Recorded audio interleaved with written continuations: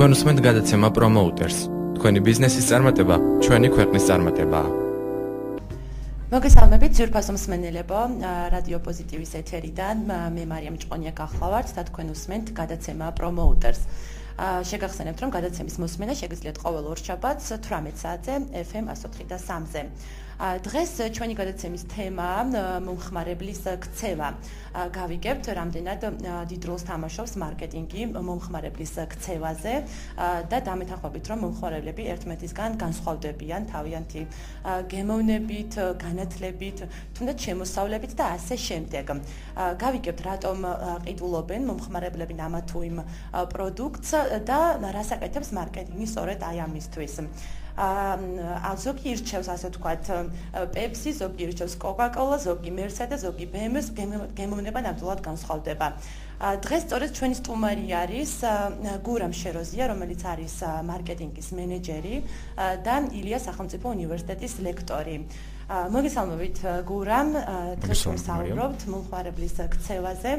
საინტერესოა სანამ უშუალოდ ამ თემას შევეხებით, მარკეტინგის მნიშვნელობაზე რო ვისაუბროთ და რა როლს ასრულებს მარკეტინგი მომხმარებლის ქცევაზე. პირველ რიგში მოგესალმებით, მე ვსალმები რადიო მსმენელებს და მადლობას გიხდით მოწვევისთვის. რაც შეეხება მარკეტინგს, მარკეტინგი არის ერთ-ერთი წამყვანი თემა და წამყვანი სფერო ნებისმიერი კომპანიის და სამწუხაროდ დღემდე არსებობენ ისეთი კომპანიები, რომელსაც არ ყავთ მარკეტინგის მენეჯერი და ასე ვთქვათ, თავისით ინერციით, პრაქტიკაზე დაყრდნობით ახორციელებენ გარკვეულ მარკეტინგულ აქტივობებს. რეალურად თუ ჩაუბრუნდებით ამ თემას, მარკეტინგი ნებისმიერი კომპანიისთვის ძალიან მნიშვნელოვანია. შეიძლება ბუნებრივი გზით კომპანიების ნაწილი ისედაც ვითარდებიან, ანუ მცირე და საშუალო ბიზნეს გულისხმობ ამ შემთხვევაში უფრო მცირეს, თუმცა გაცილებით უფრო სწრაფი ტემპით განვითარდებოდნენ და გაცილებით უფრო კარგი შედეგებს მიაღწევდნენ იმ შემთხვევაში, რომ დაეგეგმათ სწორედ გათვლილი მარკეტინგული კამპანია. ნებისმიერი კომპანიის ამოსავალი წერტილია შეიძლება ითქვას, იმიტომ რომ შედეგები და მოგების გაზრდამდე და შედეგების გაუმჯობესებამდე სწორედ კარგად დაგეგმილ მარკეტინგულ კამპანიას მივყავართ და ეს განსხვავდება კომპანიების სპეციფიკიდან გამომდინარე. შეიძლება იყოს კომპანიები, რომლებსაც საერთოდ არ გამოიყენებენ სატელევიზიო რეკლამა და ესეთი below the line-ის ეგრეთ წოდებული ქვედახაზის სტიმულირებით გავიდნენ ძალიან კარგ სეგმენტზე და მიაღწევენ ძალიან კარგ შედეგებს. არსებობენ კომპანიები, რომლებსაც სულ სხვა სფეროში ჭირდება. მთავარია, სად არის ჩვენი მომხმარებელი, პირველ რიგში უნდა ვიცოდეთ, ვინ არის ჩვენი მომხმარებელი, შემდეგ ის ადგილების, არხების ატრიალებს უშუალოდ ჩვენი მიზნობრივი სეგმენტი და ამის შემდეგ უკვე გავთვალოთ და მოვარგოთ სწორად გათვლილი მარკეტინგული კამპანია. რამდენად მცირე ბიზნესის თუნდაც ადამიანს სურს რომ წამოიწყოს, გადიან ხოლმე რეკომენდაციებს იგივე მარკეტოლოგებთან, PR სპეციალისტებთან, რამდენად აპრობირებულია ეს ხერხი ასე ვთქვათ საქართველოში. იცით რა არის, არსებობს საკმაოდ ბევრი კარგი კონსალტინგური კომპანია, სადაც მიხვალ და ბიზნეს სტარტაპისთვის ძალიან ბევრ სასარგებლო იდეას მიიღებ. არის ხალხი, ვისაც არ აქვს ბიუჯეტი ფიზიკურად რომ გამოყონ, იმიტომ რომ საათობრივი მსახურება ამ შემთხვევაში არც ისე იაფია, თუმცა შეიძლება მოძებნო რაღაც ნაცნობი მარკეტინგის მენეჯერი და მინიმუმ რაღაც გარკვეული რჩევების დონეზე მიიღო გარკვეული თქვა რჩევა დარიგებები თუ როგორ უნდა დაიწყო. იმიტომ რომ რაც უნდა კარგი ბიზნეს იდეა გქონდეს, თუ წინასწარ ამას საფუძვლად არ უდევს გარკვეული კვლევა, ეს იქნება ბაზრის კვლევა, პოტენციური მომხმარებლის კვლევა, კონკურენტების კვლევა ასე შემდეგ, ძალიან რთულია რომ ბიზნესმა იპოვოს თავისი ნიშა და მიაღწიოს წარმატებას. იქნება გამომდინარე, რომ თუ რაღაცას ვიწყებთ, შეიძლება სფეროში ვიყო ძალიან მაგრები და ძალიან გამოცდილები, თუმცა აუცილებლად უნდა ჩავატაროთ წინა პირობები, ანუ კვლევები უნდა გამოვიყენოთ იმისთვის, რომ მივხვდეთ ზუსტად რა გვინდა, როგორ უნდა წარმართოთ ჩვენი ბიზნესის პოტენციალი და ასე შემდეგ. კომპანიების დიდი ნაწილი, ამ საკმაოდ ბევრი კომპანია პრინციპში შეიძლება ითქვას, არც მიმართავს აღნიშნულ ხერხებს და პირდაპირ ინერციით იწყებს ბიზნესს, ზოგ მათგანს უმართლებს, ზოგს არ უმართლებს და ეს არის ერთგვარი მიზეზი იმის, რომ იხსნება რეგისტრირდება ძალიან ბევრი კომპანია და მათი ნაწილი მალევე იხურება. თუ ეს იქნება წინასწარ სწორად დაგეგმილი და სწორი მარკეტინგული კამპანიის შედეგად დაგეგმილი და განხორციელებული ბიზნესი გაცილებით უკეთეს შედეგებს მიაღწევდნენ. მანიშნებენ რომ მცირე სარეკლამო ჭრაზე გავდივართ და ზუსტად 2 წუთში დავბრუნდებით. თქვენ უსმენთ გადაცემა პრომოუტერს. თქვენი ბიზნესის წარმატება ჩვენი ქვეყნის წარმატებაა. ჩვენ დავბრუნდით პირდაპირ ეთერში და შეგახსენებთ, რომ დღევანდელი ჩვენი გადაცემის თემა არის მომხმარებლის ქცევა და ჩვენი სტუმარი არის გურამ შეროზია, მარკეტინგის მენეჯერი და ილიას სახელმწიფო უნივერსიტეტის ლექტორი. გადმოვალ შეკითხვით ხშირად დავობენ ხოლმე მარკეტერები, რომ მარკეტინგში არსებობს 4 SP და ან ზოგი ამბობს, რომ არსებობს 7. რამდენი პი არსებობს მარკეტინგში ზოგადად და ჩვენ მსმენელებსაც რომ აუხსნათ ამის მნიშვნელობა. კი ბატონო, გეტყვით, ანუ არსებობს 4 პიც, არსებობს 7 პიც, ანუ ეს არის დოგმა და შეიძლება კომპანიების ნაწილმა გამოიყენონ როგორც 7 პი, ასევე 4 პი. ანუ 4 პი პრინციპში product price, place and promotion, ანუ ინგლისურად ამბობ, იმიტომ რომ პი-პის დაემთხოს, იმიტომ რომ ქართულად გამოდის 3 პი და 1 ა, იმიტომ რომ place არის ადგილი. და ამას დემატება 3 პი, ერთგვარი, ეს არის people, ხალხი, პროცესები და ფიზიკური გარემო, physical environment and evidence ასე შემდეგ. და იქიდან გამომდინარე, ნუ ხალხი ბუნებრივია, ეს მე-5 პი ძალიან მნიშვნელოვანია, იმიტომ რომ ხალხი არის ჩვენი ძირითადი მომხმარებელი, ვინც შეიძენს ამ ყველაფერს და ვინც ესე ვთქვათ, ვისთვისაც აკეთებენ კომპანიები თავის მაქსიმუმს და ვისთვისაც ფუთავენ მარკეტინგულად თავის პროდუქტს თუ სერვისს. პროცესებიც საკმაოდ მნიშვნელოვანია, ანუ როგორც გითხარით, ანუ პირველი 4 პი არის მთავარი და წამყვანი, ანუ კომპანიების ნაწილი 4 პის ფარგლებში ფუნქციონირებენ და აკეთებენ თავის მარკეტინგულ სტრატეგიას. ასე რომ ესე ცალსახად ზოგადად მარკეტინგში არ მხოლოდ ამ პიებთან მიმართებაში რთულია თქვა რა არის სწორი და რა არის არასწორი. კომპანიების ნაწილი გარკვეულწილად შეზღუდულად ახორციელებენ, ცოტას ხარჯავენ, ან პირდაპირ თავის მიზნობრივ სეგმენტს უტყამენ ჭყალებში, გამოვიყენოთ ეს ტერმინი, ხალხის ნაწილი მასიურ მარკეტინგს მიმართავენ და უნდათ რომ ცნობადობა აამაღლონ.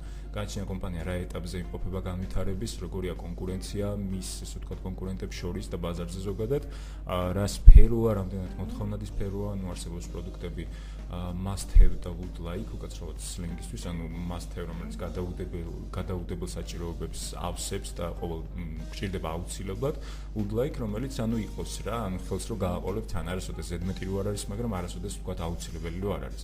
არსებობს სწრაფად მოხმარებადი პროდუქცია, არსებობს საშუალო და გრძელვადიანი მოხმარების პროდუქცია, ანუ ნებისმიერთან მიმართებაში ყველაფერი შეიძლება იყოს სხვადასხვაგვარად გამოყენებული. ისევე როგორც ქართული და საერთაშორისო კომპანიებსაც მეტნაკლებად აქვთ გარკვეული სხვადასხვა მარკეტინგული ხედვა. მაგალითად, კომპანიების ნაწილი ირჩევს სტრატეგიას, რომ დაბომბონ სპამებით ადამიანები, მაგალითად, email სპამი მოგვსვლია ხშირად, თქვენც და მეც ალბათ, სადაც წერთ, რომ გთხოვთ აღარ გამომიცემოთ ეს მეილი მეორედ, მაგრამ მაინც არის მითხრა, მაინც გიგზავნიან. იგივე შემიძლია თქვა SMS-ებზე, რომელშიც სეგმენტი ძალიან არასწორად არის დაჭერილი, შეიძლება მოგდიოდეთ საბურავების რეკლამა ვთქვათ ყოველ დღე, ისე რომ მანქანა საერთოდ არ გყავდეთ და ამით არავინ არ დაინტერესდეს. არსებობს კომპანიები, რომელიც ამას საერთოდ არ მიმართავენ, მაგალითად Vivus G, რომელისგან სპამი ალბათ არასდროს არ მოგსვლია, თუ ხართ მისი მსესხებელი და გისარგებლიათ, მაშინ ითვლებით, რომ ავტომატურად მისი მსესხებელი ხართ და რაღაც ინფორმაციას გაწვდიან, მაგრამ თუ საერთოდ სულ სხვა პიროვნება ხართ, რომელიც შეიძლება საერთოდ არ იყოს მსესხებელი, ამ შემთხვევაში მისგან არანაირი SMS-ი არ მოგივათ და მიუხედავად ამისა, მიაღწიეს იმას, რომ ნომერ პირველი კომპანია დღეს საქართველოში თავის სფეროში, მიუხედავად იმისა, რომ 2 წელი ჯერ არ გასულა, რაც ბაზარზე ფუნქციონირებს. ანუ რისი თქმა მინდა ამით. შეიძლება ვიღაცამ თქვას, რომ თუ არ გავაგზავნე SMS-ი, მაშინ როგორ გავაგებინო კლიენტების მასას. საერთოდ არ არის SMS-ის გაგზავნა საჭირო, როგორც მოვიყვანე მაგალითი, კომპანიამ საერთოდ სპამი არ გამოუყენებია და ძალიან სწორად გათვლილი და არაგამაღიზიანებელი მარკეტინგული სტრატეგიით მიაღწია იმას, რომ გახდა პირველი ბაზარზე. კი ბატონო, ხო, გავიცი. სეგმენტებად რატომ არ არის დაყოფილი? ძალიან საინტერესოა, ალბათ ძალიან მარტივი იქნება, რომ დაყონ თუნდაც კაცები და ქალები მაინც და თქვათ იგივე რაღაც. კი ბატონო, ეპილაცია ფეხების რო არ მოგდიოდეს და ბიკინი და ასე შემდეგ კაცებს და პირიქით რაღაც წვერი საფარსის საშუალებები არ მოდის გაგონებს. იცით რა არის? თვითონ კომპანიის პრობლემა ალბათ უფრო სიზარმაცეს დაუბრალებდი მე პირადად, იმიტომ რომ ეზარება სავარაუდოდ. იმიტომ რომ ნებისმიერ SMS კომპანიას რო გთხოვოთ, რომ დამიყავი ადამიანები კაცებად და ქალებად, ანუ ყველაზე მარტივი სეგმენტაციის ფორმა არის ქესის მიხედვით, ხო, სახელებითაც მარტივი იდენტიფიცირება და ასე შემდეგ.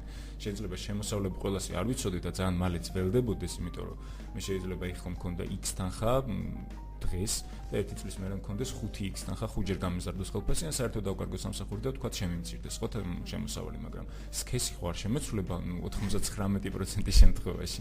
აქედან გამომდინარე, მე ვფიქრობ, რომ უბრალოდ ზარმაცობენ, უბრალოდ ალბათ თანხის გადახდას არის და თანხის გადახდაც არის, სიზარმაცეც არის, არასაკმარისი კომპეტენციაც არის, ან თუ დააკვირდებით ესეთი შეცდომები მოსდით ძირითადად არა პრესტიჟულ, არა ძლიერ კომპანიებს, ანუ გუშინ რო დარეგისტრირდა და მაგთიფანიდან გიგზავნია რაღაც SMS-ებს, რომელსაც ბუნებრივია სერიოზულად არ გიქონდა.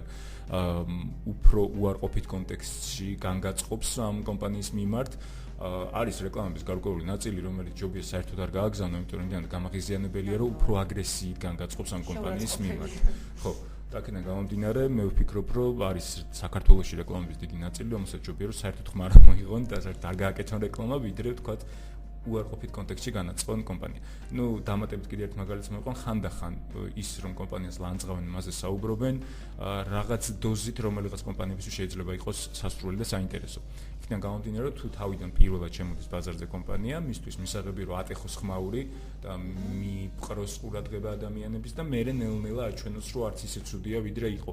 მე ამ სტრატეგიასაც არ ვთვლი გამართლებულად, იმიტომ რომ შეიძლება იმდენად პოზიციონირდე როგორც ნეგატიური კომპანია, გაგიჭირდეს აქედან თქვა ამოძრომა, გამოვიყენოთ სლენგი, შეიცვალო იმიჯი, მაგრამ კომპანიების ნაწილი შეიძლება რაღაც დოზით გაამართლო, უნდა ყურადღების მიქცევა და ამისთვის რაღაცას მასიურად გარკვეულ სეგმენტს ხალხის აღიზიანებს.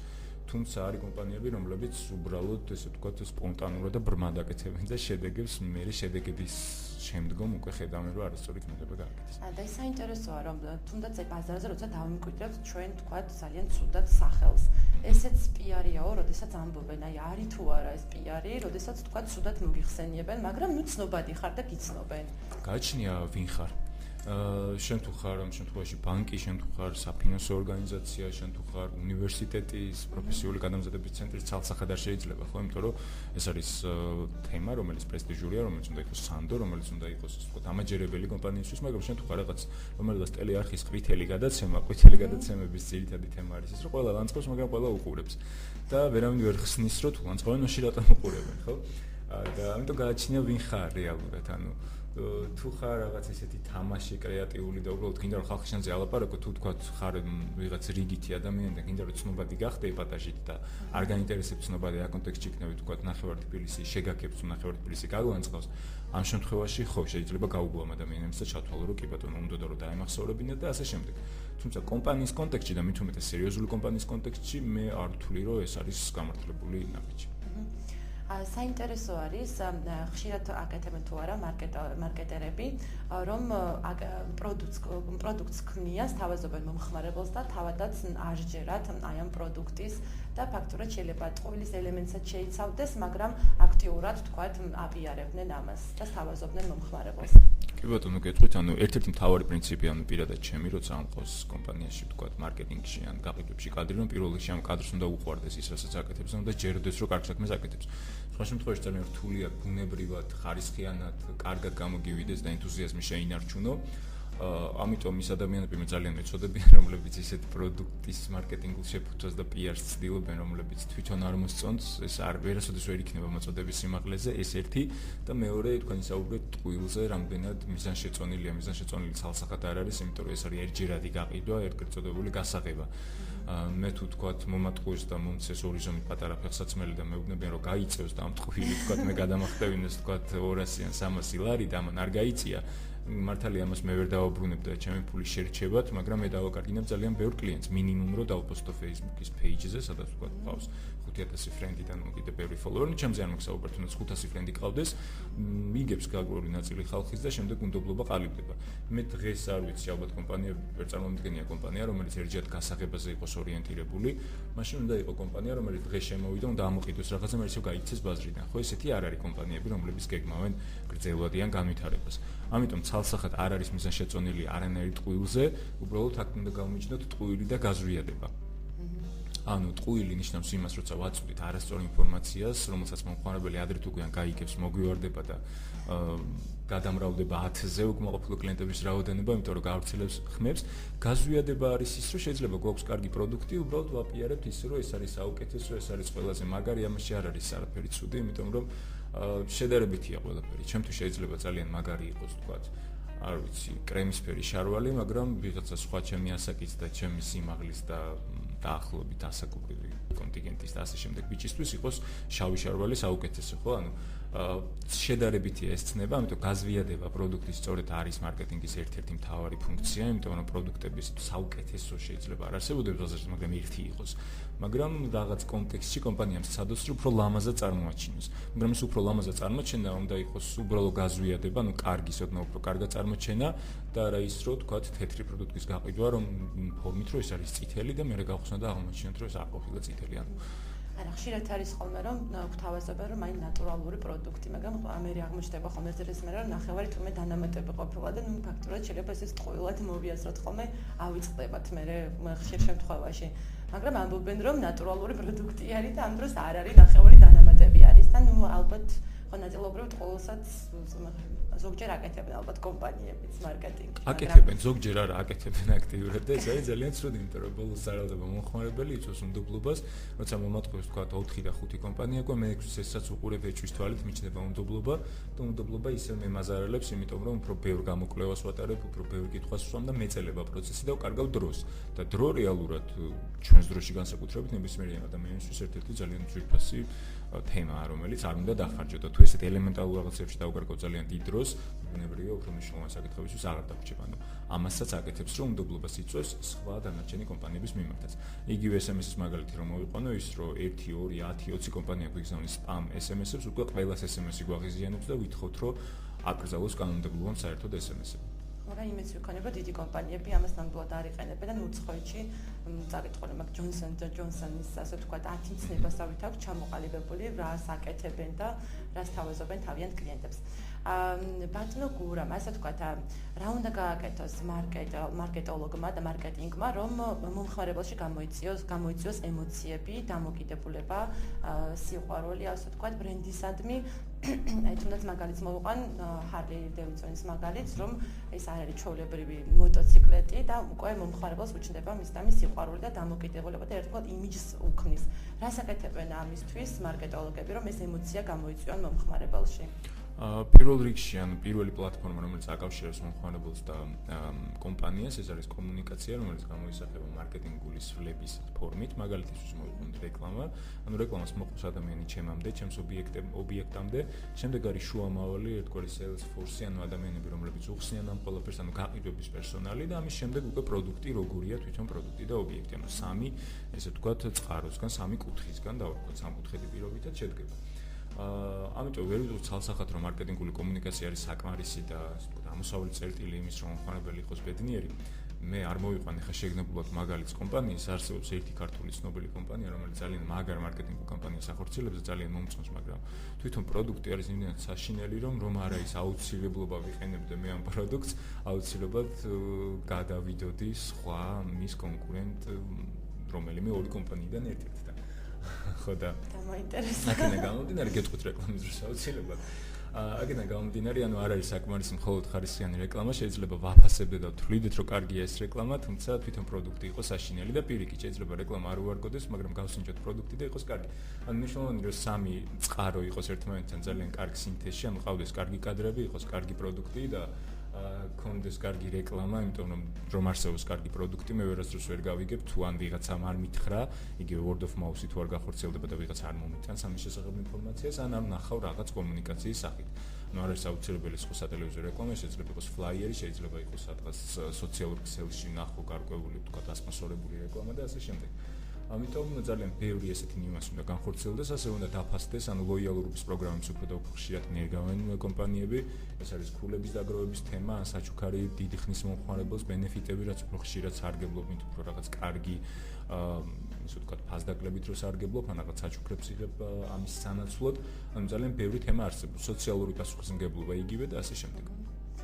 საინტერესოა თვითონ მომხმარებელი როგორ იღებს ამ ყიდვის გადაწყვეტილებას, თუ იციან მარკეტოლოგებმა, რადგან მომხმარებელი ყველაზე კრიტიკულია, თუნდაც ელემენტარულად საღეჭი რეზინის ყიდვის დროსაც კი არჩევს ბრენდს და იციან თუ არა მარკეტოლოგებმა, თქვათ ასე ვთქვათ, მომხმარებელი რა კრიტერიუმებით არჩევს ამა თუ იმ ბრენდს. ყველა კომპანიის მარკეტინგის დეპარტამენტზე თავს ვერ დავდებ სამწუხაროდ, ბუნებრივი არ მაქვს ინფორმაცია, თუმცა ისე ვერ განახორციელებ მარკეტინგულ კამპანიას სწორად, თუ არ იცი რას სურს შენს მომხმარებელს, ხო ბუნებრივია, ამიტომ შეიძლება მე მყავდეს მე ვიყო რაღაც ლაქშერი ბრენდი, რომლის მომხმარებელიც არის ის, ვისაც უნდა ყველაზე ხარისხიანი და მაგარი პროდუქტი კონდეს და პრესტიჟული და მე გავაკეთო ფასზე მთავარი აქცენტირება, როცა ამ მომხმარებელს შეიძლება ფასი საერთოდ არ აინტერესებს, ან მათთვის იყოს მეორე ხარისხოვანი. ამიტომ პირველ რიგში უნდა ვიცოდე რა უნდა ჩემს მომხმარებელს და დაჯგუფებულია დაახლოებით 5 ნაწილად, ანუ რა შეიძლება უნდოდეს ძირითადად მომხმარებელს. პირველი რა თქმა უნდა პროდუქტი როგორია, რა შეიცავს, როგორია მისი მახასიათებლები, უსაფრთხოება ამ პროდუქტის, რამდენად უსაფრთხოა მისი გამოყენება, რამდენად დაცულია, კომფორტი, რამდენად კომფორტს უქმნის და რამდენად სასიამოვნოა მისი მოხმარების პროცესი, ეკონომია რა თქმა უნდა, რამდენად იაფად შეიცენს და რამდენად გათვლილი იქნება თქვა ეკონომიაზე და პრესტიჟი, რომელიც საქართველოში ასევე ძალიან მნიშვნელოვანია. ხო, გინახავთ ადამიანები, რომელსაც აქვს iPhone 6, თუმცა იყენებენ მხოლოდ SMS-ების გასაგზავნად და დასარეკეთ. ეს არის, როდესაც პრესტიჟის მიზნით ყიდულობ რაღაცა კონკრეტულ პროდუქტს. არსებობენ ადამიანები, რომლებიც თვლიან, რომ შეიძლება ვთქვათ, შეიძინა მაისური 30 ლარად და გამოიყურებოდა იმაზე კარგად, ვთქვათ, ვიდრე ვიღაც, ვინც 300 და 500 ლარიან ან საერთოდ ბრენდირებულ $2000 მაისურს და რაღაც კაბას და შარვალს ყიდულობს. ამ შემთხვევაში ამ ადამიანების მთავარი мотиваტორია ეკონომია და ამ ადამიანებზე შესაბამისად მარკეტინგ კომუნიკაციაში მუშაობს რაღაც ფასდაკლება პლუს საჩუქარი, წარმოუდგენელი ფასები და ასე შემდეგ. ადამიანი, რომლისთვისაც მთავარი მამოძრავებელი ძალა არის პრესტიჟი, ამ შემთხვევაში ხაზი უნდა გაუსვა იმას, რომ ყველაზე მაგარი პროდუქტია, ყველაზე ხარისხიანია, ეს აცვია მხოლოდ ერთეულებს, მოგიოთ ანსაცმლის მაგალითს გავყევი. თუ ეს არის უსაფრთხოება, უნდა დავანახოთ რაღაც ფორმით, რომ ეს არის უსაფრთხო, მივცეთ გარანტია, მრავალწლიანი და ასე შემდეგ, ანუ ნებისმიერ მომხმარებლის მოთხოვნილებას და სურვილს უნდა შეუსაბამოთ კონკრეტული მესიჯები და კონკრეტული ჩვენი სლოგანები მარკეტინგული კამპანიის განხორციელების დროს. საინტერესო რამდენად აღქმა მოხმედებს ხოლმე მომხმარებელზე სიტყვაზე იგივე სმენა, შეხება, მხედველობა, ვიცი რომ სხვადასხვა ბრენდები იყენებენ ხოლმე არომატებს, ასე ვთქვათ, უცხოეთში უფრო აპრობირებულია. და ჩინეთში უნდა მოახო. ან თუ რაღაც საკვებია. იგივე ბენტლისაც თავის დამახასიათებელი სუნი აქვს, თქვა ბენტლიში როდესაც ჩაჯდები მართალი ამჯდარ ვარ, მაგრამ ნუ ვიცი. და ასე ვთქვათ, უცხოეთშიც არის ხოლმე, რომ ვთქვათ, იგივე ფუნთუშელთან გაივლი და სპეციალური რაღაც სუნი არის, რომ მომხმარებელი უფრო მეტად მიიზიდონ. საქართველოში რამდენად ეს ხერხი აპრობირებული არის თუ არა და რამდენად არის ვთქვათ ჩვენთან დანერგილი ეს? კი, რამდენიმე კომპანიაში არის და ძალიან კარგია, როცა ბრენდის პერსონიფიცირებას აკეთებ და ბრენდზე ქმნი რაღაც სახასიათო, ასე ვთქვათ, წარმოადგენას. ანუ ბრენდის ლოგო როცა არის განსხვავებული, ბრენდს აქვს თავისი სლოგანი, აქვს თავისი სიმღერა, აქვს თავისი სურნელი, როცა შედიხარ ობიექტში, შეიძლება ბანკი იყოს, მაგრამ ბანკისთვისაც რაღაც დამახასიათებელი, სადღაც ნახავ ამ სურნელს, რომ გაგახსენდება, რომ აი ეს არის ამ კომპანიის, ასე ვთქვათ, სურნელი და ასე შემდეგ. ერთი საინტერესო მაგალითი მახსენდება, ანუ არსებობს ესეთი ანდაზე ეგრეთწოდებული მარკეტინგული, რომ მითხარი და დამავიწყდება მაჩვენე და შეიძლება დავიმახსოვრო, გამომაცდევინე და აუცილებლად დავიმახსოვრებ. ანუ როცა რაღაცას უხსნით, თქვათ, მაღაზიაში გვაქვს ძალიან კარგი პერანგები მიღებული, შეიძლება გაიაროს და დაავიწყდეს. თუ გამოგოგეს პერანგი ვუხსნით და ხელს ვაკიდებინებთ, უფრო დიდი შანსი რომ დავიმახსოვროს, მაგრამ თუ მოვახერხებთ იმას, რომ გასახდელამდე მივიყვანოთ, ჩავაწვეთ ეს პერანგი, შეიძლება ცოტა ხანში მოითხოვოს, რომ ამ შარვალს არ უხდება და მოდი შარვალსაც შევიძენ, მე ამ შარვალს კამარი უნდა სპეციალური, მე ფეხსაც მარტო სრულად ახალი გარდერობით გავიშვა ადამიანი. ანუ ძალიან დიდი მნიშვნელობა აქვს, როცა რაღაცას აკეთებ, მაგალითად დეგუსტაციის თემა.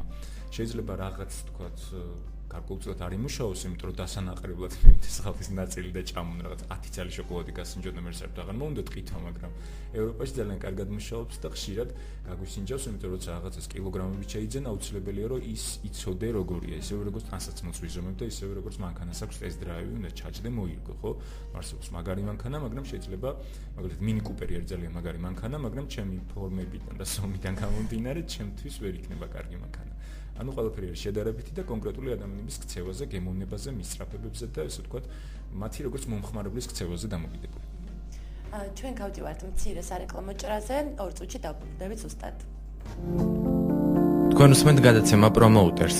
თქვენი ბიზნესის წარმატება, ჩვენი ქვეყნის წარმატებაა. ჩვენ დავბრუნდით პირდაპირ ეთერში, შეგახსენებთ, რომ ჩვენი გადაცემის თემა არის მომხმარებლის ქცევა და დღევანდელი ჩვენი სტუმარი არის გურამ შეროზია, ილიას სახელმწიფო უნივერსიტეტის ლექტორი და მარკეტინგის მენეჯერი. გადმოვალ შემდგომი კითხვით, რამდენად მარკეტინგისთვის არის თუ არა, ასე ვთქვათ, მარკეტინგისთვის მომხმარებელი მთავარი და პირველი და ასე ვთქვათ, უკმაყოფილო მომხმარებლებისთვის რას აკეთებს მარკეტინგი? უკმაყოფილო მომხმარებელი პირველ რიგში უნდა დაიგეგმოს ისე, რომ საერთოდ არ ყვავდეს, თუმცა ბუნებრივია, რომ ეს არის შეუძლებელი. უკმაყოფილო ადამიანი არსებობს ნებისმიერ რაც უნდა კარგი ქონდეს პროდუქტი, არის ადამიანების ნაწილი, რომელიც პრობლემას და რაღაც უარყოფით პოულობენ ყველაფერში და არგუმენტაციაც ამ შემთხვევაში არ არის რთული, იმიტომ რომ რაღაც იდეალური პროდუქტი, ცალსახად ბუნებრივია არ არსებობს. ყველა შეიძლება რაღაც ნაკლი მოუწოდოთ. ძირითადად მნიშვნელოვანია რომ ეს უკმაყოფილება გამოვიყენოთ როგორც ჩვენი პროგრესირების და განვითარების თემა.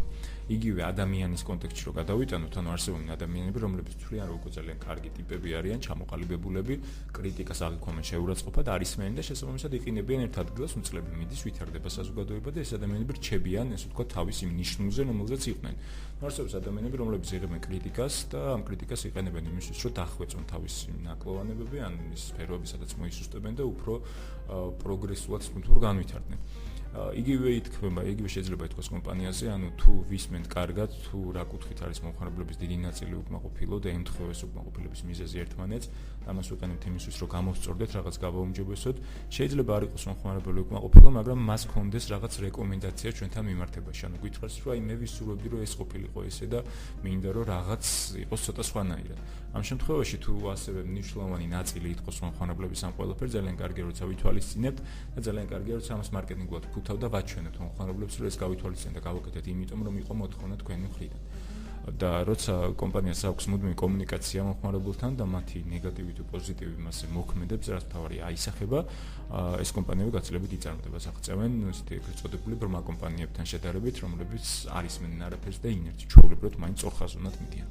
საინტერესოა თქვენი რჩევა ჩვენი მსმენელისთვის, აი საქართველოში ყველაზე ძალიან რა ბიზნესი ამართლებს, ასე ვთქვათ. რა ბიზნესი ამართლებს, ანუ არ ვიცი მეკითხებით უკვე არსებულ ბიზნესზე, რომელმაც გაამართლა თუ რო დავიწყო რაღაცა ბიზნესი რა გაამართლებს, ძირითად შემთხვევაში ერთ-ერთი ყველაზე წარმატებული საკვები ბიზნესი ამართლებს ალსახად, იგივე ომის დროს, როცა ყველა კომპანია გაჩერდა, რესტორნები იყო მაშინაც სავსე. ფინანსური სექტორის მუშაობს საკმაოდ კარგად, მაგრამ ეს ბიზნესები უკვე მყარად განან და ახალი მსგავსი კომპანია ცოტა რთული იქნება, ალბათ უფრო სტარტაპზე მეკითხებით. და სტარტაპის შემთხვევაში მოდით გეტყვით, რომ გაამართლოს ყველა ეს ბიზნესი, რომელშიც ვართ კომპეტენტური, რომელსაც გავაკეთებთ ისე ვთქვათ რაღაც წყაროებზე დაყრდნობით, თუ ბიუჯეტში ვართ შეზღუდული, ამ შემთხვევაში ჯობია რომ სერვისთან მიმართებაში დავიწყოთ, იმიტომ რომ აქ არ გვჭირდება რაღაცის დასაწყობება, რაღაცის შეძენა და მერე გადაყიდვა და სტარტაპ ბიუჯეტი შედარებით დაბალია, თუმცა ამ შემთხვევაში უნდა გქონდეს ეგრეთ წოდებული ინტელექტუალური ბიუჯეტი საკმაოდ დიდი, იმისთვის რომ ძალიან კარგად შეზღუდული ფინანსური რესურსების პირობებში განმავითაროთ კომპანია წარმატებით. და საერთოდ ჯამში, ანუ თუ გაჩავატარებთ კვლევებს წინასწარ, თუ შევისწავლით ბაზარს, კონკურენტებს, მომხმარებლის ქცევას და ასე შემდეგ, ძალიან კარგი ბიზნესი, ანუ ძალიან კარგად შეიძლება ბიზნესის განვითარება. არის სფეროები, რომელიც გაჯერებულია, არის სფეროები, რომლებიც ვთქვათ ახალია, თუმცა ეს ყველაფერი მაინც დამოკიდებულია ადამიანის გამოცდილებას. თუ არის ასე ვთქვათ, რა ნიშაზე ეს ჯობს რო გავთვალოთ, თუ ესე ძნელია მაინც საქართველოში, რა ეს ჯობს, რა ნიშაზე რო გავთვალოთ ჩვენი ბიზნესი, როცა ვიწყებთ ვთქვათ. ბიზნესი უმჯობესია გავთვალოთ ისეთ ნიშაზე, რომელიც არის აუთვისებელი. იმიტომ რომ შეიძლება იყოს ძალიან ბევრი ისეთი თემა, მაგალითად ფასდაკლების საიტები, რომელიც იყო ახალი დაწყებული, როცა არსებობდა სვუპი და ჰოტსეილი, თუ სწორედ მახსოვს, იყო ძალიან კარგი ბიზნესი და ძალიან კარგად მოიპოვეს, ესე ვთქვათ, ბაზარზე დაემკვიდრეს ადგილი, მაგრამ რო ნახა სხვა კომპანიებმა და სხვა ადამიანებმა, რომ ეს თემა მუშაობს ძალიან კარგად, გაიხსნა ძალიან ბევრი, მაგრამ ისევ დაიხურა, ხო?